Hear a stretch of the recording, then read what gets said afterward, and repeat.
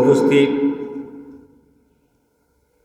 সদরি মজলিস মুআজ্জাজ মোহতারাম দিগারি মুসলিয়ান কিরাম, আসসালামু আলাইকুম ওয়া রাহমাতুল্লাহি তাআলা ওয়া বারাকাতুহু। আল্লাহ পাক জাল্লা শানুর দরবারে শুকরিয়া জ্ঞাপন করি, রব্বুল আলামিন আমাদেরকে পবিত্র মাহে রজবের পঞ্চম জুমায়, আজকে 2022 সালের মার্চ মাসের 4 তারিখ জুমার দিন, আমাদের খুশনসিব সুনসিব এই মাসেও আমরা 5টি জুমার নামাজ পেয়েছি আরবি মাসে, রজব মাসে। আলহামদুলিল্লাহ বলি। রব্বুল আলামিন যেই মাসে বন্ধুর সাথে দিদার করেছেন, যেই মাসে আমাদের জন্য দৈনিক 5 বার মহান আল্লাহর দিদারের ব্যবস্থা করেছেন, ওই মাসে 5টি জুমায় পঞ্চম জুমায় আমাদেরকে এই মসজিদে আসার মতো, বসার মতো তৌফিক দান করেছেন। শুকরিয়া তান সকলে মহব্বতে জোরে সুরে বলি আলহামদুলিল্লাহ।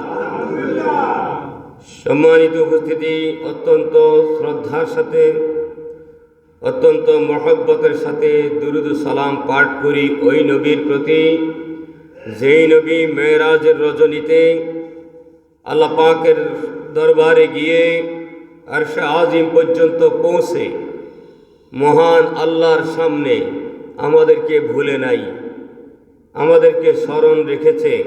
মহান আল্লাহর কাছে বলেছেন, আল্লাহ আমাকে তো তুমি সরাসরি দিদার দিয়েছ, আমি তোমাকে দেখেছি, তুমি আমাকে নিয়ে এসেছ, কিন্তু আমার উম্মত তো দুনিয়াতে থেকে তোমাকে দেখতে পারবে না।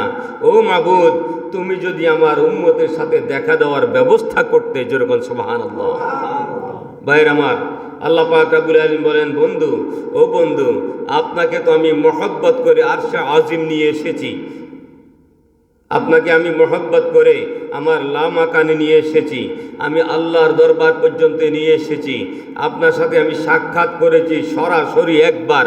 কিন্তু আমি আল্লাহ পাক রব্বুল আলামিন আপনার প্রতি যারা ঈমান আনবে, যারা অদৃশ্যের প্রতি বিশ্বাস করবে, যারা দিনদার ঈমানদার হবে, তাদের জন্য আমি আল্লাহ পাক রব্বুল আলামিন দৈনিক 5 বার আমি মাওলার দিদার করার ব্যবস্থা রেখেছি। যেরকম সুবহানাল্লাহ। ভাইয়ের আমার, আল্লাহ পাক রব্বুল আলামিন আমাদের সাথে দৈনিক 5 বার দিদারে যে চমৎকার ব্যবস্থা রেখেছেন, এই ব্যবস্থাটা আমরা পেয়েছি কার মাধ্যমে? নবীজির মাধ্যমে পাইলাম। কিন্তু এই যুগে এসে আমরা নবীজিকে পাই নাই, সাহাবায়ে কেরামকে পাই নাই, আমরা আউলিয়ায়ে কেরামের মধ্য দিয়ে এই চমৎকার দাওয়াত পেয়েছি। আলহামদুলিল্লাহ বলি। ভাইয়ের আমার, এই জন্য আল্লাহ পাক রব্বুল আলামিন তার হাবিবের সাহাবায়ে কেরামদের মধ্য দিয়ে আমাদেরকে চমৎকার করে এই সমস্ত তথ্যাদি প্রেরণ করেছেন, আমাদের দ্বারপ্রান্তে এসে পৌঁছেছে। আমরা আলোচনা করেছিলাম গত জুমায়ও যে সহিহ আকীদা, আহলে সুন্নাত ওয়াল জামাতের আকীদা কি, এবং এটা জান্নাতের উপযুক্ত, জান্নাতে যাওয়ার একটা ব্যবস্থা হবে। সেটা হবে বুখারী শরীফের প্রথম খণ্ড 518 পৃষ্ঠার মধ্যে 3541 নম্বর হাদিস। আল্লাহর হাবিব সাল্লাল্লাহু আলাইহি সাল্লাম বলেছেন, লা তাসবু আসহাবি জাহাবান, ও আমার উম্মতেরা রে, তোমরা আমার সাহাবীগণকে, লা তাসবু আসহাবি, তোমরা আমার সাহাবায়ে কেরামদেরকে গালি দিও না। যেরকম সুবহানাল্লাহ। সাহাবায়ে কেরামদেরকে আজকাল এক ধরনের মানুষ আছে, যেই মানুষগুলো সাহাবায়ে কেরামদেরকে গালি দেয়, ওই সাহাবায়ে কেরাম ইসলামের মধ্যে ভুল তথ্য দিয়েছে। যেরকম নাউজুবিল্লাহ। অনেকেই কিন্তু হযরতে আমিরে মুয়াবিয়া রাদিয়াল্লাহু তাআলা আনহুকে গালি দেয়। আছে না এই ধরনের সম্প্রদায় আমাদের দেশে? বহু আছে।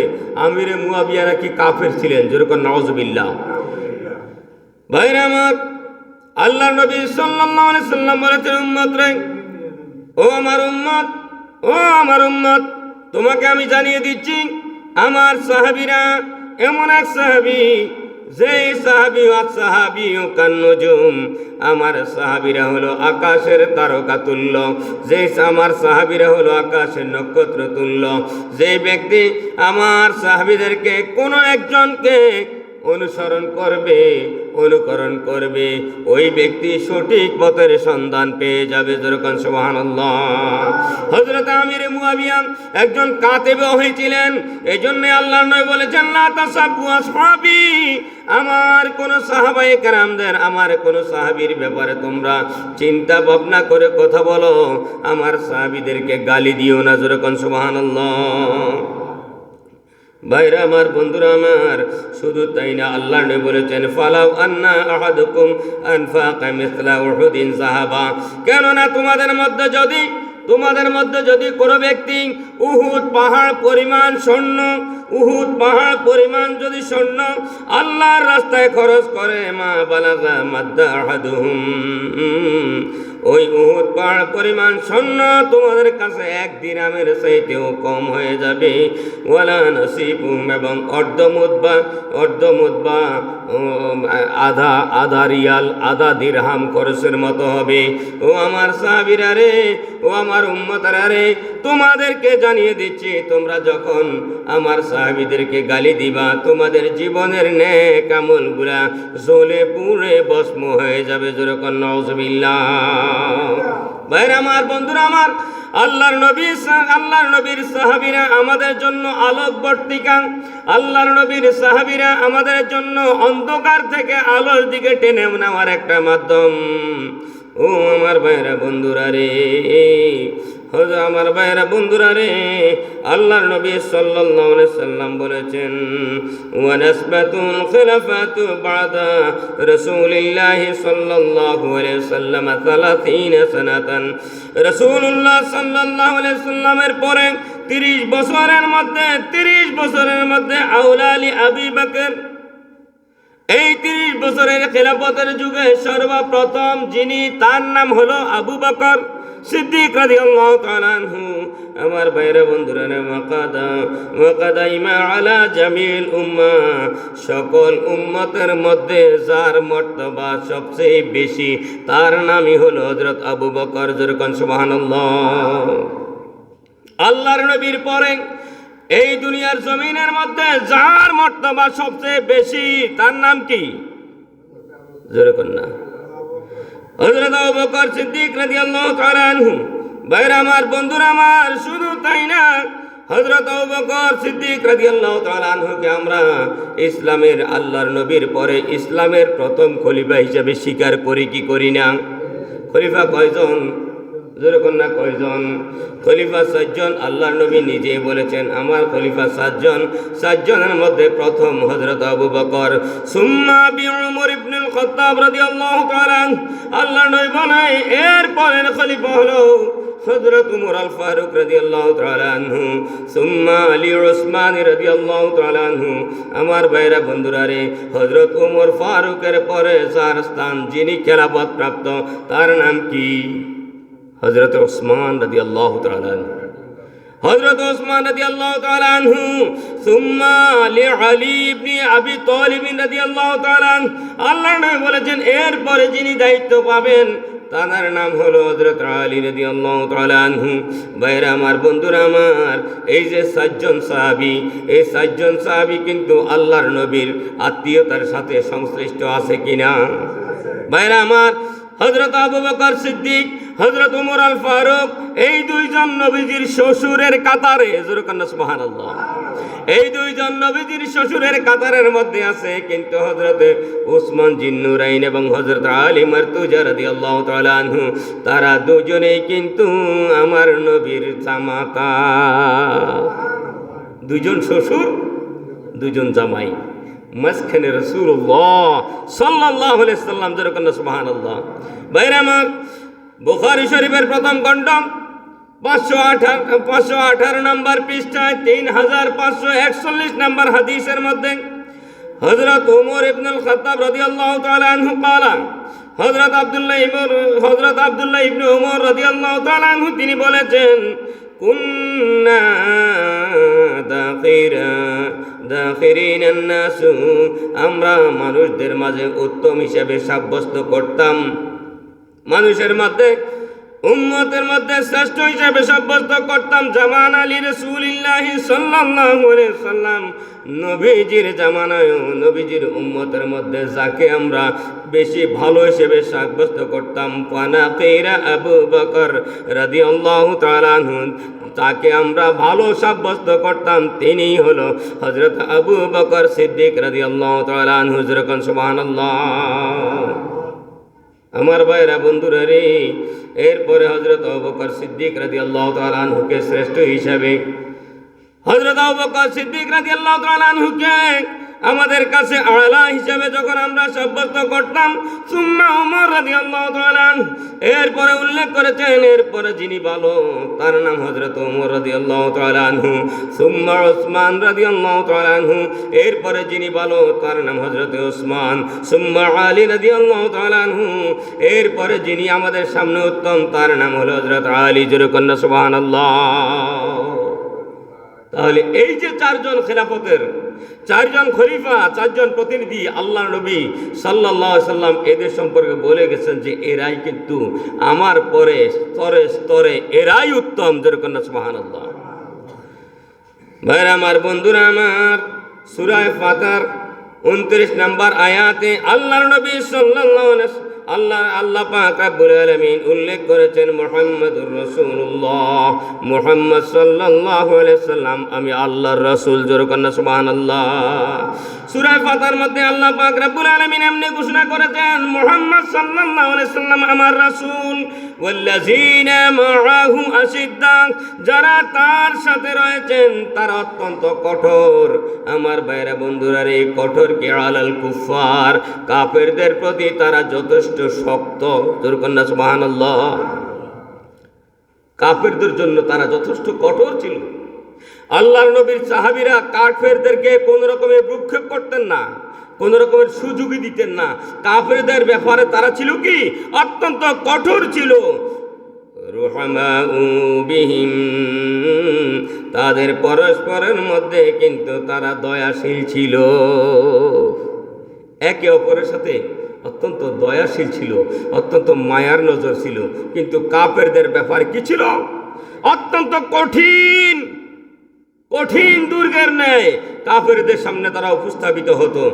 আল্লাহ পাক রব্বুল আলামিন বলেন তরাহুম রুকআন সুজ্জাদা, তুমি তাদেরকে যদি তুমি রুকু সিজদাকারী হিসেবে দেখবে, তাদেরকে তুমি রুকুকারী হিসেবে সিজদাকারী হিসেবে দেখবে, ইয়াবিয়াবতিগুনা রিদওয়ানা, আল্লাহর অনুগ্রহ এবং সন্তুষ্টি কামনায় তারা ব্যতিব্যস্ত থাকতো। নামাজের মধ্যে তারা ব্যস্ত থাকতো, রুকুর মধ্যে ব্যস্ত থাকতো, সিজদার মধ্যে ব্যস্ত থাকতো, একে অপরের সাথে আন্তরিকতা, প্রেম, ভালোবাসা, মায়া, মহব্বতের মধ্যে থাকতো। কিন্তু কাফের, মুশরিক, ইহুদি, নাসারা, খ্রিস্টান, বৌদ্ধ, মজুসি সমস্ত বেঈমান বাতিলদের বিরুদ্ধে এই সাহাবায়ে কেরাম কঠোর থাকতেন। যেরকম সুবহানাল্লাহ। ভাইরা আমার, রাসূলুল্লাহ সাল্লাল্লাহু আলাইহি ওয়াসাল্লাম উল্লেখ করেছেন মিশকাতুল মাসাবিহের 36 নম্বর এবং তিরমিজি শরীফের 175 নম্বর হাদিস হযরত আনাস রাদিয়াল্লাহু তাআলা আনহু থেকে উল্লেখ করেন। আনাস রাদিয়াল্লাহু তাআলা আনহু قال, হযরত আনাস রাদিয়াল্লাহু তাআলা আনহু বলেন قال রাসূলুল্লাহ সাল্লাল্লাহু আলাইহি সাল্লাম, রাসূলুল্লাহ সাল্লাল্লাহু আলাইহি সাল্লাম উল্লেখ করেছেন মান আহাব্বা সুন্নতি, যে ব্যক্তি আমি রাসূলের সুন্নাতকে ভালোবাসবে। জোরে কন্না সুবহানাল্লাহ। তিরমিজি শরীফের 175 নম্বর হাদিসের মধ্যে আল্লাহর নবী বলেছেন মান আহাব্বা সুন্নতি, যে ব্যক্তি আমি নবীর সুন্নাতকে মহব্বত করবে, ফাকাদ আহাব্বানি, সে যেন আমি নবীকে ভালোবাসলো। আমার ভাইরা বন্ধুরা রে, নবীর সুন্নাতকে ভালোবাসাই নবীকে ভালোবাসা। নবীর সুন্নাত মুখে দাঁড়িয়ে রাখার ব্যবস্থা আছে কিনা নাই? এই সুন্নাতকে নিয়ে অনেকে অ্যাঙ্কার করে, টিটকারি করে, মস্কারি করে, আবার সুন্নাতকে মোশায়েন করে, আলফেট করে কাটে। হ্যাঁ, কত মোশায়েন সুন্নাতকে রাখতে। এখন আমাদের নওজোয়ান যুবক ভাইয়েরা অনেকে দাড়ি রাখে, দেখবেন দাড়ির মধ্যে কত মোশায়েন কাইট আছে। এটা কিন্তু আসলে সুন্নত হিসেবে রাখে না। সুন্নাত হিসেবে রাখে না। এটা আলফেট, এটা মোশায়েন, এটা স্টাইল। স্টাইল হিসেবে যদি দাড়ি রাখেন, এই দাড়ি কিন্তু সুন্নাত হবে না। কথা কোন ঠিক কিনা? সুন্নাতকে রাখতে হবে নবীর মহব্বতে, দাড়ি রাখতে হবে মহব্বতে, নবীর প্রেমে, নবীর ভালোবাসায় যদি আপনি দাড়ি রাখেন, সেটাই আপনার জন্য সুন্নাত হবে। ভাইরা আমার, রাসূল বলেছেন যে ব্যক্তি আমাকে ভালোবাসবে, আমাকে ভালোবাসতে হলে সে আমার সুন্নাতকে ভালোবাসতে, আমার সুন্নাতকে যে ব্যক্তি, মান আহাব্বা সুন্নতি, যে ব্যক্তি আমার সুন্নাতকে ভালোবাসলো, ওয়ামান আহাব্বানি, সেই ব্যক্তি যেন আমি রাসূলকে ভালোবাসলো। আর ওয়ামান আহাব্বানি, যে ব্যক্তি আমি রাসূলকে ভালোবাসলো, কানা মাইয়া ফিল জান্নাহ, কানা মাইয়া ফিল জান্নাহ, ওই ব্যক্তি আমি রাসূলের সাথে জান্নাতে যাবে। রাসূলকে ভালোবাসলেই, রাসূলকে ভালোবাসলেই রাসূলের সাথে জান্নাতে যাওয়া যাবে। কথা কোন ঠিক কিনা? ভাইরা আমার, এখন নবীজির সাহাবী, তাদেরকে ভালোবাসাও কিন্তু ঈমান, তাদেরকে ভালোবাসাও কি? নবী বলেছে তোমরা আমার সাহাবীদেরকে মহব্বত করো, আমার সাহাবীদেরকে ভালোবাসো। আমার সাহাবীরা তোমাদের কাছে একটা আলোকবর্তিকা, তারকাস্বরূপ, যেই তারকার দিকে তাকাইয়া মানুষ দিক নির্দেশ করে, যেই তারকার দিকে তাকাইয়া মানুষ কি সত্যের সন্ধান পায়। এই সাহাবীরা তোমাদের সেই অন্ধকার থেকে টেনে টেনে আলোর দিকে নিয়ে যাওয়ার, জাহান্নাম থেকে টেনে টেনে জান্নাতে নেওয়ার আলোকবর্তিকা। যেরকম সুবহানাল্লাহ। ভাইরা আমার, এরপরে আল্লাহর নবী সাল্লাল্লাহু আলাইহি সাল্লাম বলেছেন মিসাকাল্লাযী আখাযাল্লাহু তাআলা, কারণ এই নবীর সাহাবীরা আমাদেরকে সৎ পথের সন্ধান দিয়েছেন, এটাই যেটা আমরা সেই মিসাকের জমিনের মধ্যে, আলমে আরোহার মধ্যে, রুহের জগতের মধ্যে আল্লাহ পাকের কাছে অঙ্গীকার করেছিলাম, ওয়াদা করেছিলাম, করি নাই? আল্লাহ পাকের কাছে ওয়াদা করেছিলাম। কি ওয়াদা করেছি? মান আদামা ওয়া যুররিয়াতা হাক্কা, আদম আলাইহিস সালাতু ওয়াস সালাম এবং তার সন্তানদের কাছ থেকে আল্লাহ পাক রব্বুল আলামিন একটা ওয়াদা নিয়েছেন, একটা ওয়াদা করে এসেছিলাম। আমার ভাইরা বন্ধুরা রে, এবং এই ওয়াদাটা চিরন্তন সত্য। এই ওয়াদা কি? আমরা যে সে রুহের জগতের মধ্যে একটা ওয়াদা করেছি, করি নাই? করি নাই? রুহের জগতের মধ্যে ওয়াদা করেছিলাম, এটা সত্য। অনেকে কই হুজুরা কল্প কাহিনী কয়, আসলে না, এটা কল্প কাহিনী না, এটা একেবারে চিরন্তন সত্য। তিরমিজি শরীফের মধ্যে আল্লাহ নবী এভাবে বলেছেন, যে ওয়াদা তোমরা করে এসেছো এটা একেবারে সত্য, এটাকে অস্বীকার করার কোনো সুযোগ নাই। ভাইরা আমার, বন্ধুরা আমার, এ সম্পর্কে কোরআনুল কারীমের মধ্যে, কোরআনুল কারীমের মধ্যে মহান আল্লাহ তাআলা সূরা আরাফের 172 নম্বর আয়াতের মধ্যে বলেছেন, ওয়াইজা আখাযা মিন বানি আদামা মিন যুহুরিহিম ওয়া যুররিয়াতিহিম, যুরকান্না সুবহানাল্লাহ।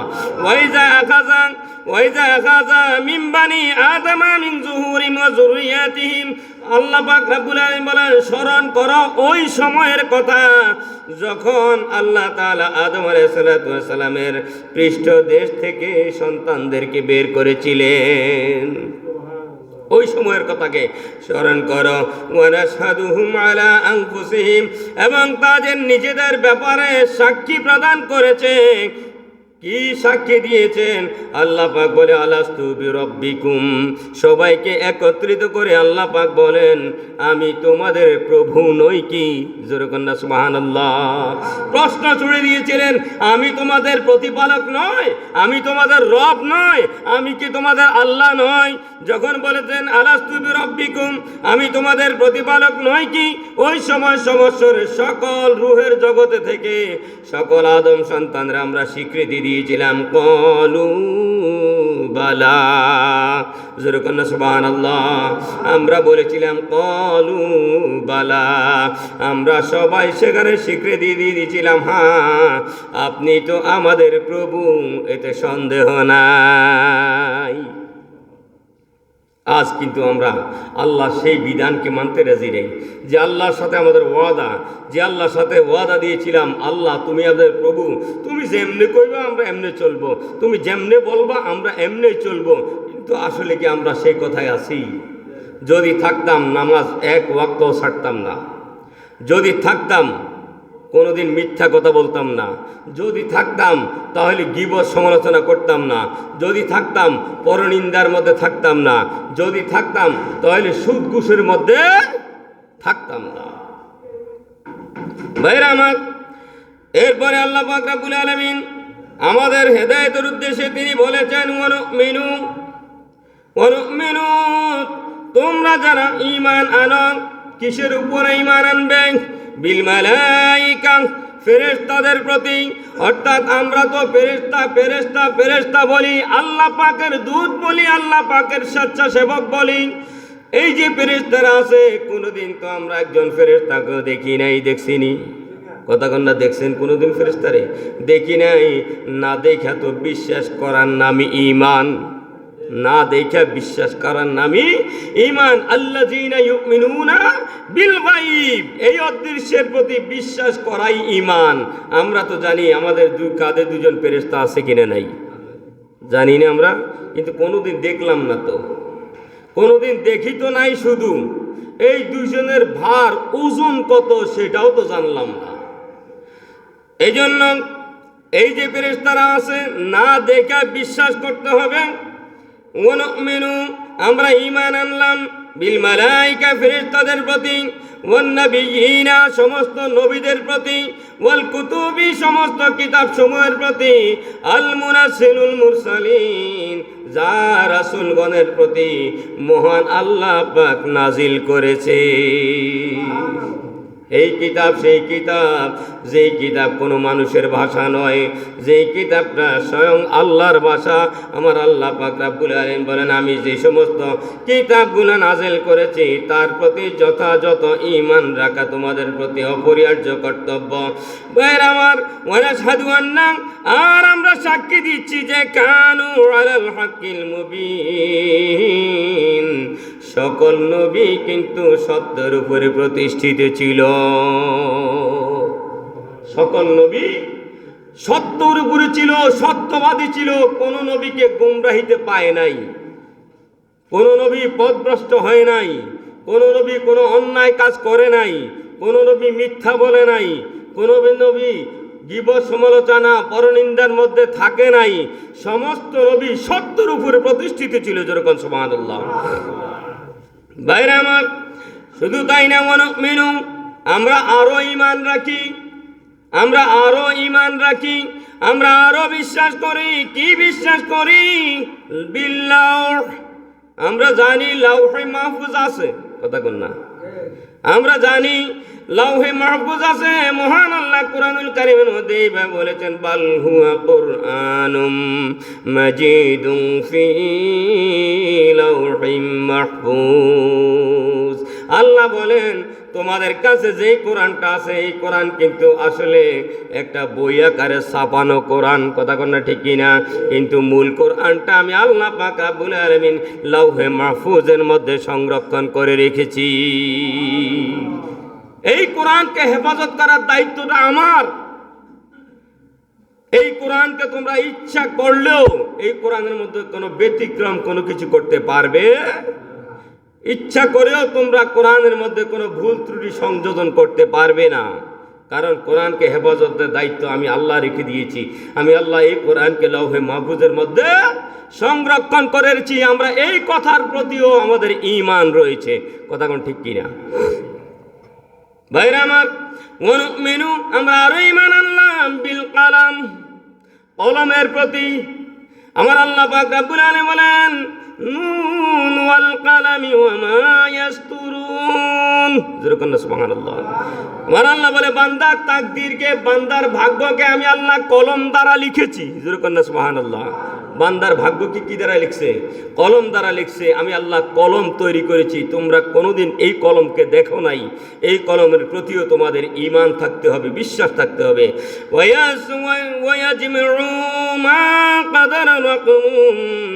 আর আল্লাহ পাক বলে, এই কলম দ্বারা আমি আল্লাহ তোমাদের ভাগ্যকে লিপিবদ্ধ করেছি, তোমার তাকদীরকে লিপিবদ্ধ করেছি।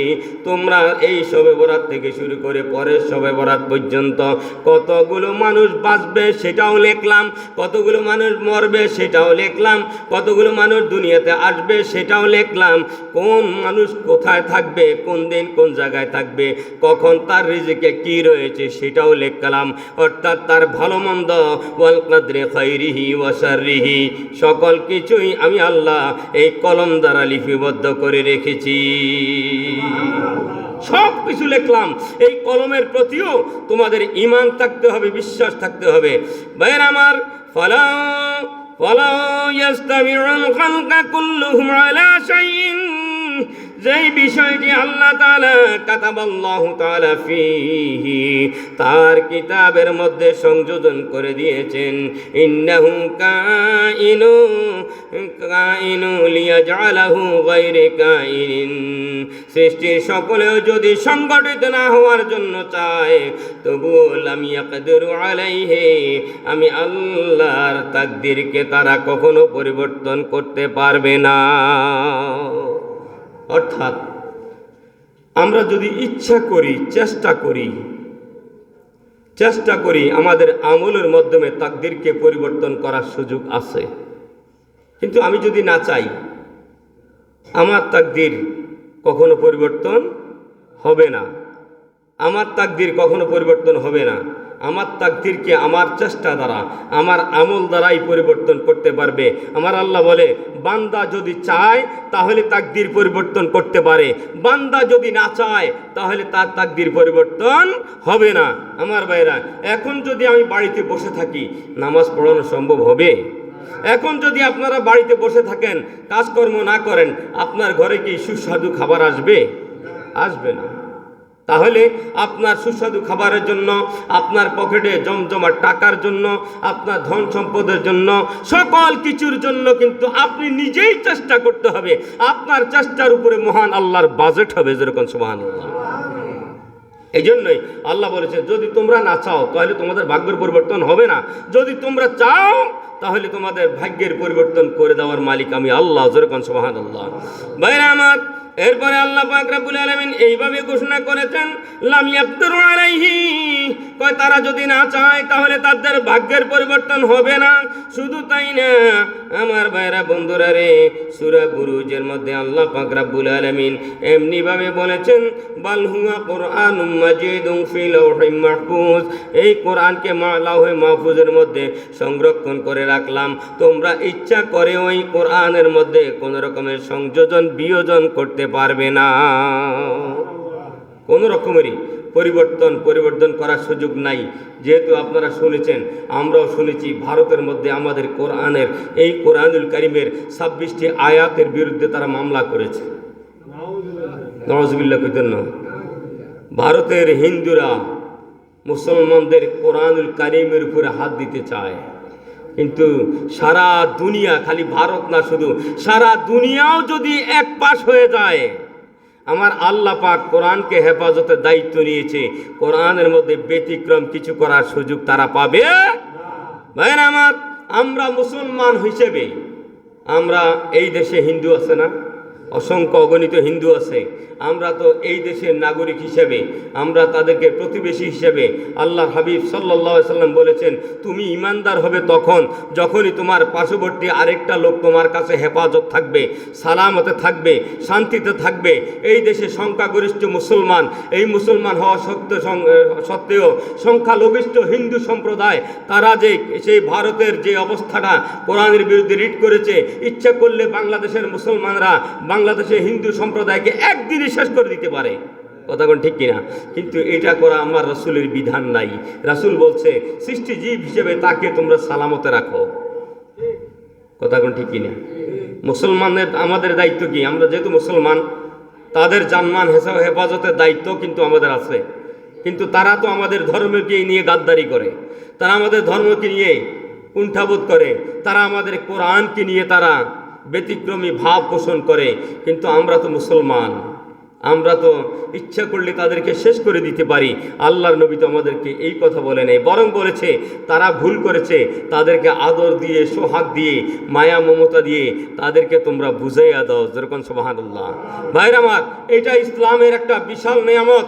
আপনারা জানতে পেরেছেন, শুনতে পেরেছেন, সময় অসময় পেপার পত্রিকায় দেখেন, ফেসবুকের পাতায় দেখেন, ইউটিউবের মধ্যে দেখেন, অনেক হিন্দু দুজন তিনজন, একজন দুজন তিনজন করে সপরিবারে মুসলমান হয়ে যাচ্ছে। যেরকম সুবহানাল্লাহ। কিন্তু আদৌ কি কোনোদিন দেখছেন? আমি দেখি নাই। কোনোদিন দেখছেন কোনো মুসলমান হিন্দু ধর্ম গ্রহণ করে হিন্দু হয়ে গেছে? এমন ইতিহাস আমার জানা নাই। কিন্তু দেখছি অসংখ্য মানুষ গত কিছুদিন আগেও লাকসামের একজন হিন্দু, সে বিদেশ চলে যাবে। আমার এক বন্ধুকে বলেছে আমি মুসলমান হয়ে যাব, বিদেশ যাওয়ার আগে আমি মুসলমান হয়েই বিদেশ চলে যাব। আমার সাথে যোগাযোগ করেছে, আমি সুন্দর একটা রাস্তা দেখিয়ে দিয়েছি, কোর্টে পেভিট করে চাঁদ করে গিয়ে সে মুসলমান হয়েছে, পরের দিন বিদেশে ফ্লাইট দিয়েছে। যেরকম আলহামদুলিল্লাহ। তার মানে মুসলমান হচ্ছে, দিনদার হচ্ছে, ইমানদার হচ্ছে, কিন্তু কোন মুসলমান ইহুদি, নাসারা, খ্রিস্টান, কাফের, মুশরিক হয় না। আল্লাহ আমাদেরকে হেফাজত করে, সবাই বলি আমিন। ভাইরা আমার, এরপরে আল্লাহ পাক রব্বুল আলামিন এইভাবে আমাদেরকে ইসলামের তালিম দিয়েছেন। ওয়ানাসিয়া আহলাল কিবলাতানি মুসলিমিন ওয়াল মুমিনিন, এবং আমরা মাদুনা বিমা জাআন নবী সাল্লাল্লাহু আলাইহি সাল্লাম, কাবা শরীফকে কিবলা হিসেবে গ্রহণ করেছেন আমার নবী সাল্লাল্লাহু আলাইহি সাল্লাম। যেরকম সুবহানাল্লাহ। আমার ভাইরা বন্ধুরা রে, ইসলামের প্রথম যুগে আমার নবী কি করেছেন? বাইতুল মুকাদ্দাসের দিকে ফিরে ফিরে নামাজ পড়েছেন, ঠিক কিনা? আমার নবী ইসলামের প্রথম কেবলা, ইসলামের প্রথম কাবা, ওই কাবা নাম কি? বাইতুল মুকাদ্দাস, যেখানে মেরাজের রজনীতে আল্লাহর নবী সাল্লাল্লাহু আলাইহি সাল্লাম সকল নবীদের ইমাম হয়ে, সকল মুরসালিনদের ইমাম হয়ে যে 2 রাকাত নামাজ আদায় করেছিলেন যেই মসজিদে, ওই মসজিদের নাম মসজিদে বাইতুল মুকাদ্দাস। ওই বাইতুল মুকাদ্দাস ছিল কি? মুসলমানদের কাবা। যেরকম সুবহানাল্লাহ। আর এই মাস, এই রজব মাস, এই মাসেই সেই চমৎকার আল্লাহ নবীর সেই ইমামুল আম্বিয়া, ইমামুল মুরসালিন, এই লকবটার বাস্তবায়ন করেছেন আমার আল্লাহ। যেরকম সুবহানাল্লাহ। আল্লাহ নবী সাল্লাল্লাহু আলাইহি সাল্লাম নামাজের মধ্যে দাঁড়াইলেন। নামাজের মধ্যে দাঁড়াইয়া হঠাৎ করে চিন্তা আসলো, হায় রে, আল্লাহ পাক যদি এই বাইতুল মুকাদ্দাসকে কাবা না বানাইয়া যদি মসজিদে হারামকে যদি কাবা বানাইতেন, কত না মধুর হইতো, কত না মজা হইতো। যেরকম না সুবহানাল্লাহ। আল্লাহ পাক রব্বুল আলামিন এমনিভাবে ঘোষণা করে দিলেন, বন্ধু আপনি আর সেই বাইতুল মুকাদ্দাসের দিকে ফিরে থাকেন না, নামাজের মধ্যে পাওয়াল্লি ওয়াজহাকা, আপনি আপনার চেহারাটা ঘুরে এনেন। যেরকম সুবহানাল্লাহ। মসজিদে হারামের দিকে চেহারা ঘুরে এনেন নবীজির নামাজের মধ্য দিয়েই।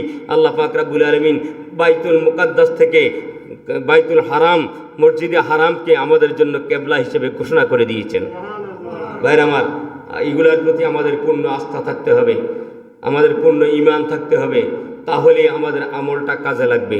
আমাদের এই সমস্ত বিষয়ের প্রতি যদি আমাদের কোনো মতে কোনোভাবে যদি বিন্দুমাত্র লেশ মাত্র যদি ঈমানের ত্রুটি থাকে, কোনো লাভ নাই আপনার আর আমলের এই দাম। আমল তখনই পূর্ণ হবে, আমল তখনই আল্লাহ পাকের দরবারে গ্র্যান্টেড হবে, গ্রহণযোগ্য হবে তখনই যখনই এই সমস্ত বিষয়কে আমরা মনে প্রাণে দৃঢ়চিত্তে দীপ্ত ঈমান নিয়ে যদি আমরা গ্রহণ করতে পারি, বিশ্বাস করতে পারি, তাহলেই আমরা হব ঈমানদার। তাহলে আমার নামাজ হবে মেরাজ, তাহলে আমার রোজা হবে আল্লাহ পাকের পক্ষ থেকে আল্লাহ পাকের স্বহস্তে গ্রহণ করা উপঢৌকনের একটা মাধ্যম। তখনই আমাদের মধ্যে আসবে ভ্রাতৃত্ব, আমাদের মধ্যে আসবে সম্প্রীতি, আমাদের মধ্যে আসবে শান্তি। আর যদি শান্তিটা আমাদের কাছে এসে যায়, তাহলে আল্লাহ বলে, তাহলে তুমি প্রবেশ করতে পারবে শান্তি ধর্ম ইসলামের মধ্যে। উদখুলু ফিস-সিলমি কাফা, তুমি ইসলামের মধ্যে পরিপূর্ণভাবে প্রবেশ করে যাও, পরিপূর্ণভাবে ইসলামের মধ্যে দাখিল হয়ে যাও, তাহলে মহান আল্লাহ পাকের সেই বাণী বাস্তবায়ন হবে। আল্লাহ পাক রব্বুল আলামিন আমাদেরকে পরিপূর্ণভাবে ইসলাম ও ঈমানের সাথে বেঁচে থাকার তৌফিক দান করুক, নেক আমল করে করে আমাদেরকে এই দুনিয়ার জমিন থেকে বিদায় হওয়ার তৌফিক দেখ। সবাই বলি আমিন। ওমা তৌফিক ইল্লা বিল্লাহ। আসসালামু আলাইকুম ওয়া রাহমাতুল্লাহি তাআলা ওয়া বারাকাতুহু।